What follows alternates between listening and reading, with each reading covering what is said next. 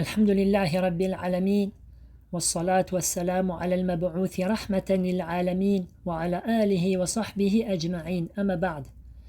L'immense miséricorde d'Allah envers l'humanité est telle qu'il ne les a pas délaissés sans but, ni guidés, ni modèle à suivre. Mais plutôt Allah a choisi d'entre ses serviteurs les meilleurs d'entre eux, les plus sages et les plus savants, ceux qui ont le meilleur comportement et les plus hautes moralités, ceux qui ont les cœurs les plus purs et les langues les plus véridiques. Ar-Rasul, les messagers d'Allah. Alayhim as-salatu was-salam.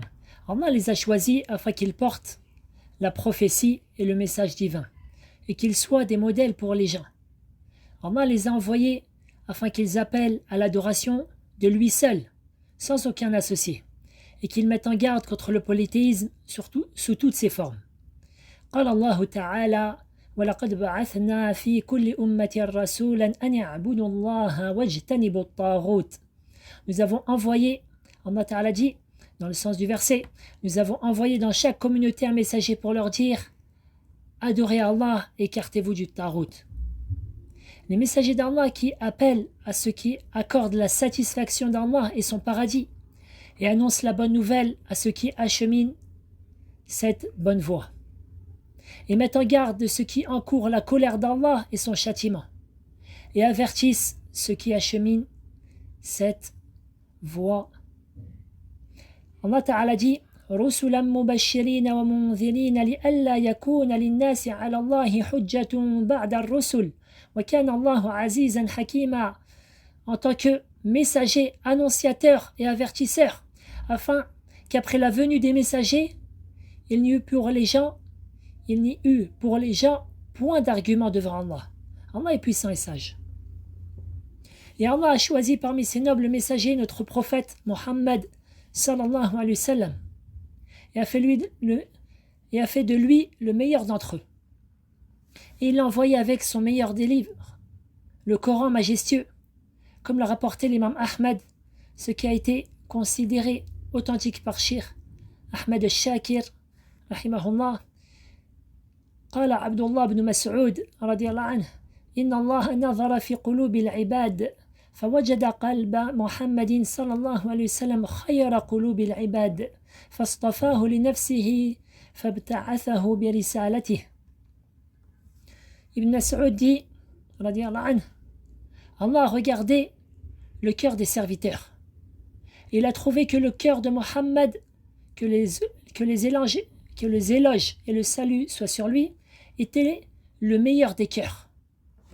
Alors, il l'a élu parmi eux et l'a envoyé avec son message. Fin de citation.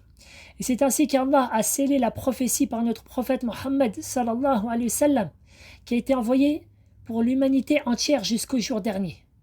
قال الله تعالى قل يا أيها الناس إني رسول الله إليكم جميعا. Allah Ta'ala dit, c'est-à-dire dis toi au prophète d'Allah, dis, ô vous les gens, je suis le messager d'Allah envoyé pour vous tous. وقال تعالى ما كان محمد أبا أحد من رجالكم ولكن رسول الله وخاتم النبيين. Et le Très-Haut dit, dans le sens de sa parole, Mohammed n'a jamais été le père de l'un de vos hommes. Cependant, il est le messager d'Allah et le dernier des prophètes. Or, l'humanité ne cesse d'avoir besoin de gens qui appellent vers la voie d'Allah et enseignent aux gens le bien. C'est ainsi que la sagesse d'Allah, parfaite, est telle qu'il a ordonné à ses serviteurs de suivre son noble prophète dans l'appel à Allah et l'enseignement du bien et l'ordonnance du convenable. Allah Ta'ala dit, قل هذه سبيلي أدعو إلى الله على بصيرة أنا ومن اتبعني وسبحان الله وما أنا من المشركين. Le sens du verset, voici ma voie, j'appelle les gens vers Allah, moi et ceux qui me suivent, nous basant sur une preuve évidente. Gloire et pureté à Allah, et je ne suis pas du nombre des associateurs. A rapporté l'imam Abu Daoud, ce qui a été considéré authentique par Sheikh Al-Albani, la parole du prophète sallallahu alayhi wa sallam à la fin du long hadith. وَإِنَّ الْعُلَمَاءَ وَرَثَةُ الْأَنْبِيَاءِ وَإِنَّ الْأَنْبِيَاءَ لَمْ يُوَرِّثُوا دِينَارًا وَلَا دِرْهَمًا وَوَرَثُوا الْعِلْمَ فَمَنْ أَخَذَهُ أَخَذَ بِحَظٍّ وَافِرٍ. Le sens du hadith, les savants sont les héritiers des prophètes. Et certes, les prophètes n'ont laissé en héritage ni dinar, ni dirham. Mais ils ont laissé en héritage l'ilm, c'est-à-dire la science légiférée, la science qui est tirée de la révélation. Celui donc qui s'empare de celle-là a recueilli une part considérable.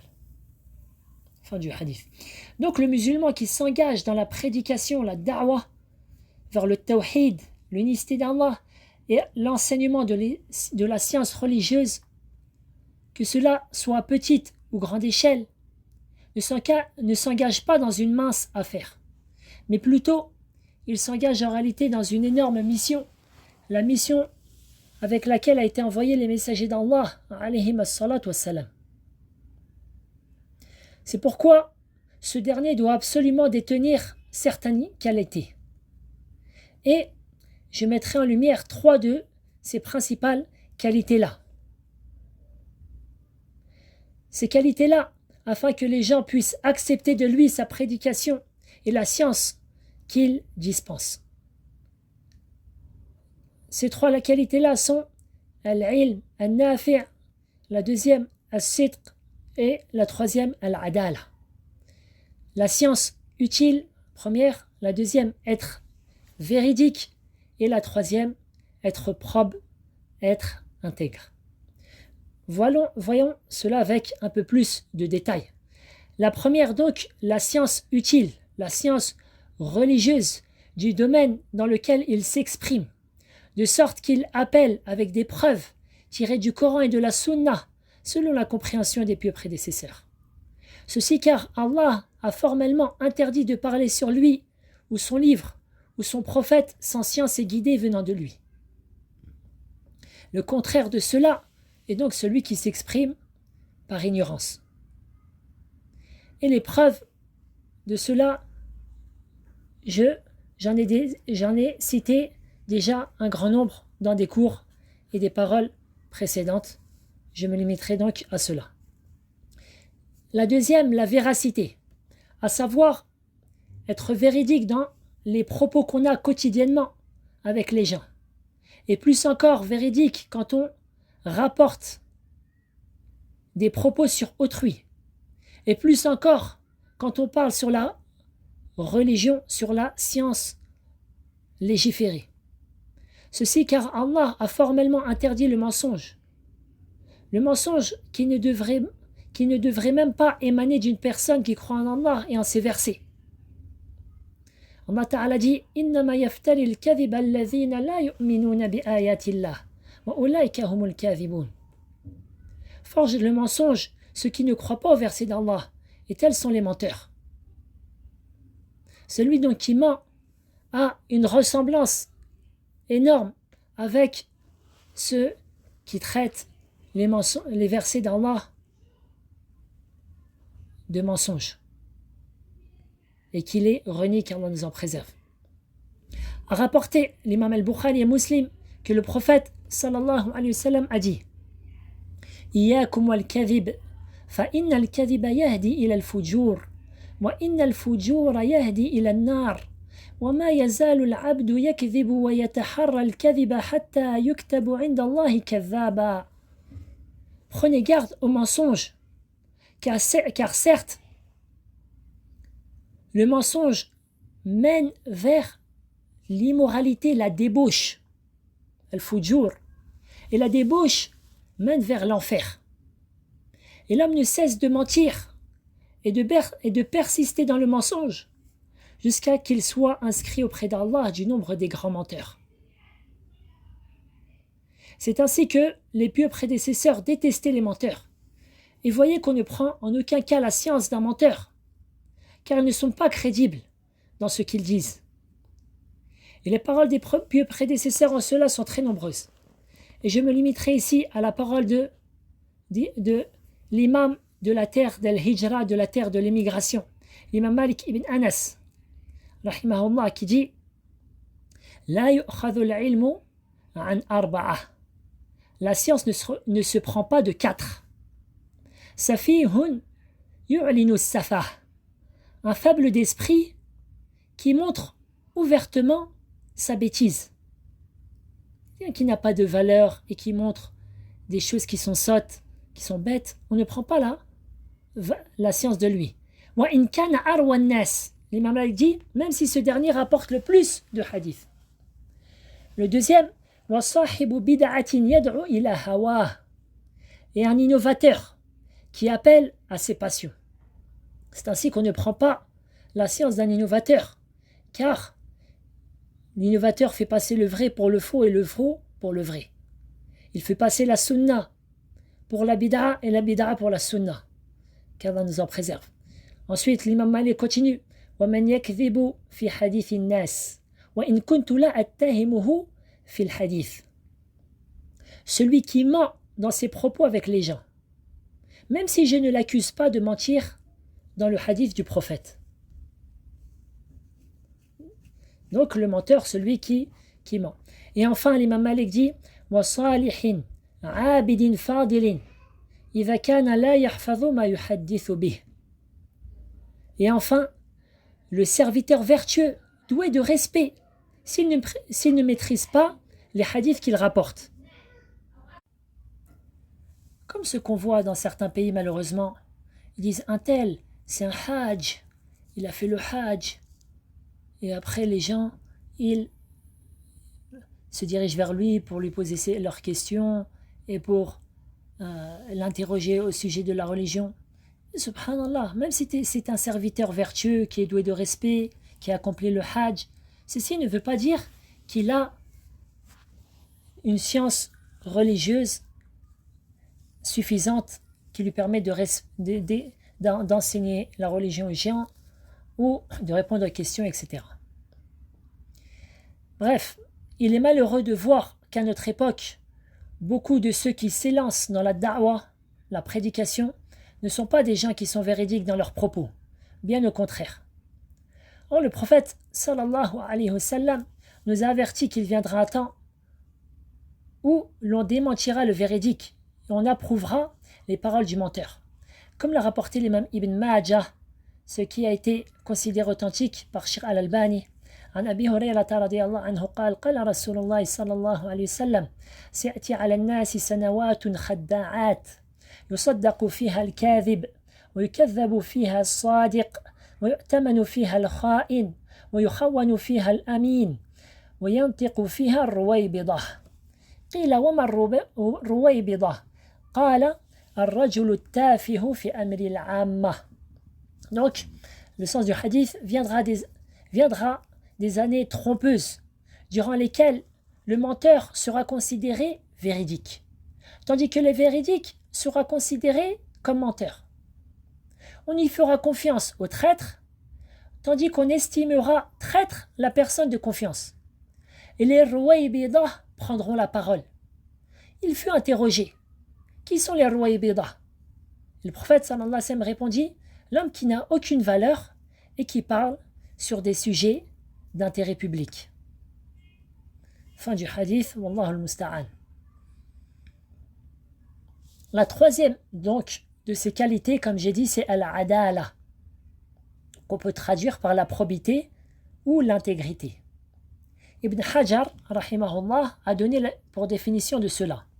Hiya malakatun tahmilu sahibaha ala mulazamati taqwa wal muru'ah. La probité, l'intégrité est une disposition qui amène la personne à deux choses, qui amène la personne à s'attacher constamment à la piété, à taqwa, et à al-muru'ah, qu'on peut traduire par une conduite honorable. Donc la meilleure traduction que j'ai trouvée, Allah Ta'ala Alam, c'est al-muru'ah, une conduite honorable. Après, certains, ils le traduisent d'autre manière, la convenance ou ces choses-là, mais Allah Ta'ala Alam, la meilleure manière de dire, c'est la conduite honorable. Qu'est-ce que la piété? j'avais fait une parole où j'avais cité la définition qu'il nous a appris Talq ibn Habib, rahimahullah. Mais voici la plus simple des définitions, à savoir, c'est d'accomplir les ordres religieux et de laisser les interdits. Accomplir les ordres religieux et de laisser les interdits. N'est alors pas du nombre des pieux une personne qui tombe dans des grands péchés sans s'en repentir clairement. Sans qu'il s'en ait repenti clairement. Al-Muru'a. Qu'est-ce que Al-Muru'a? Le grand imam Ibn Hibban al-Muhaddith, rahimahullah, donne pour définition ce qui suit. اجتناب ما يكرهه الله والمسلمون من الفعال واستعمال ما يحب الله والمسلمون من الخصال. À savoir, s'éloigner des actes détestés par Allah et les musulmans et être doté des vertus qu'Allah et les musulmans aiment.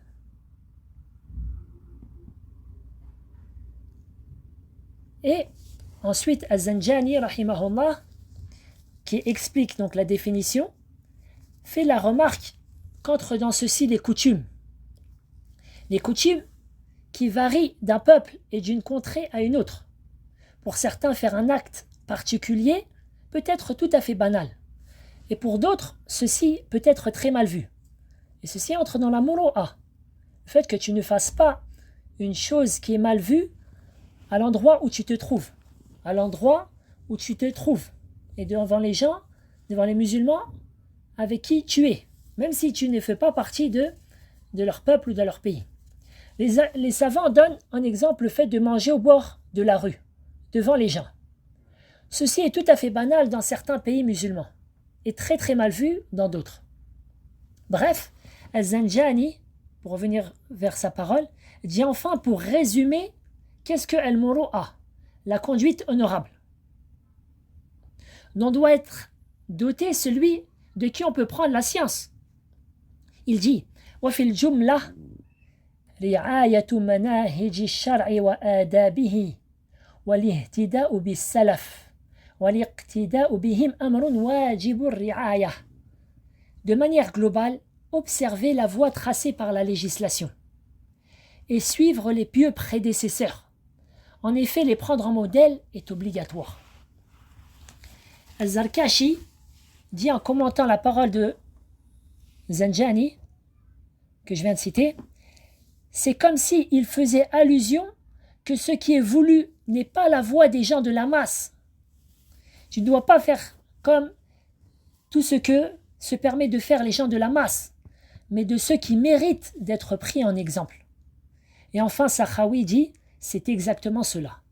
C'est exactement cela. Je dis, donc dire que la bonne conduite, la bonne convenance, n'est pas une chose obligatoire pour celui qui s'avance dans la da'wa ou dans l'enseignement, ceci est une énormité. Nas'alallah as-salamata wal afiyah. Voici quelques récits qui montrent l'importance de al-muru'a et de l'intégrité. قال ابن Abbas, le célèbre compagnon du prophète sallallahu alayhi wa sallam, radiyallahu anhuma, لا تكتبوا العلم إلا لمن تجوز شهادته. N'écrivez la science que de la personne dont le témoignage est acceptable. Fin de citation. Ceci car le juge, avant d'accepter le témoignage de quelqu'un, se doit de regarder est-ce que cette personne est digne qu'on accepte son témoignage ou non. Est-il probe ou non. قال إبراهيم النخعي كانوا إذا أرادوا أن يأخذوا العلم عن الرجل نظروا إلى صلاته وإلى هيئته وسنته. Le célèbre tabi'i, successeur Ibrahim al-Nakha'i, rahimahullah, dit ils avaient l'habitude, et cette formule-là, qu'on a pu traduire par ils avaient l'habitude, ceci est une formule pour énoncer la manière de faire des étudiants en sciences de son époque, c'est-à-dire des autres tabi'i, des autres successeurs. Et c'est quelque chose que vous retrouvez beaucoup dans les textes. Bref, ils avaient l'habitude, lorsqu'ils voulaient prendre la science d'une personne, d'observer sa prière, c'est-à-dire la manière de prier, sa conduite, sa conduite, son apparence, et son application de la sunnah. Et enfin, je vais terminer par un récit étonnant. Ce que dit Al-Hassan ibn Salih, rahimahullah, كنا إذا أردنا أن نكتب عن الرجل سألنا عنه حتى يقال أتريدون أن تزوجوه. Al-Hassan ibn Salih dit, lorsqu'on désirait écrire la science dispensée par une personne, nous interrogions tellement à son sujet au point qu'on dise « Désirez-vous le marier ?»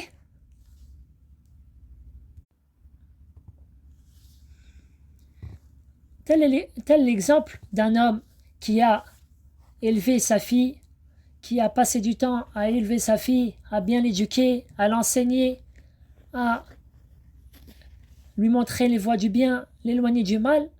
Le jour où une personne va la demander en mariage, eh bien, il va beaucoup interroger à son sujet. Qui est cette personne? Quelles sont ses fréquentations? Est-ce que c'est quelqu'un de la sunna? Est-ce qu'il tient à sa prière? Etc. etc. Eh bien, eux, lorsqu'ils voulaient prendre la science d'un homme, ils interrogeaient tellement à son sujet au point qu'on dise « Désirez-vous le marier ?» Est-ce que vous avez une fille et vous cherchez à le marier? Subhanallah. Donc, je me limiterai à cela, ce qui est suffisant et très clair pour celui qui cherche la vérité. La personne qui est donc dépourvue de science bénéfique, ou qui est un grand pécheur, ou qui n'est pas véridique dans ses propos, ou qui n'a aucune conduite honorable, n'est pas apte qu'on prenne de lui une quelconque science. Wallahu ta'ala a'lam. Wa billahi tawfiq. Wa sallallahu sallam ala nabiyyina Muhammadin wa ala alihi wa sahbihi ajma'in. Wa man ittaba'ahum bil ihsan ila yawmiddin. Walhamdulillahi rabbil alamin.